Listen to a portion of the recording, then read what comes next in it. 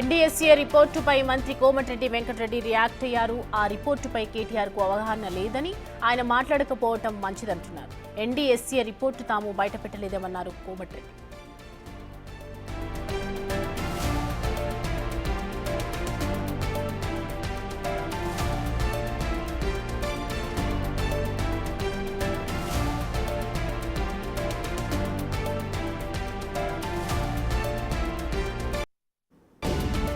NDSA రిపోర్టుపై మంత్రి Komatireddy Venkatareddy react అయ్యారు. ఆ రిపోర్టుపై కేటీఆర్ కు అవగాహన లేదని, ఆయన మాట్లాడకపోవటం మంచిదంటున్నారు. ఎన్డీఎస్ఏ రిపోర్టు తాము బయట పెట్టలేదన్నారు కోమటిరెడ్డి.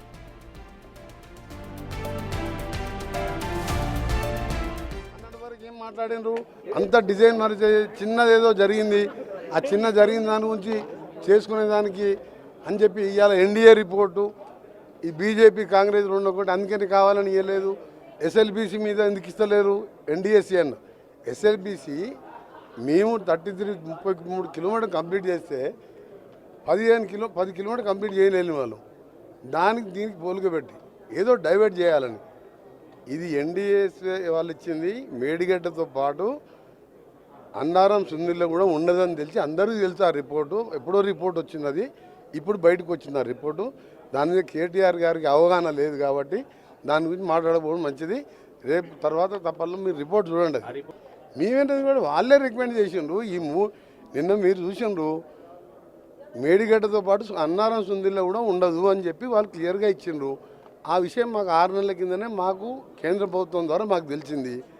దాన్ని ఏం చేయాలనే ఆలోచనతోనే మేము ఆ వాటర్ అక్కడ ఆపకుండానే 1,52,00,000 మెట్రిక్ టన్నుల ధాన్యాన్ని పండించినాం. అక్కడ ఆగుంటే ఇప్పటికి 3 కొట్టుకుపోయాయి తప్పకుండా. ఎందుకంటే నాణ్యత లోపం ఒకటి, డిజైన్ అయితే ఆయనే చీఫ్ ఇంజనీరు, ఆయనే కాంట్రాక్టరు, ఆయనే చెప్పిండు. అది మొత్తం నీది నా మానస పుత్రిక, ఇది ప్రపంచంలోనే 8వ వింతో అన్నట్టే ప్రపంచంలో 8వ వింత అంటే ఏంటంటే 3 ఏళ్లలో కట్టిన వెంటనే 3 ఏళ్లలో కూలిపోవడం ప్రపంచంలో 8వ వింత. ఆయన చెప్పిన మాట నిజమైంది.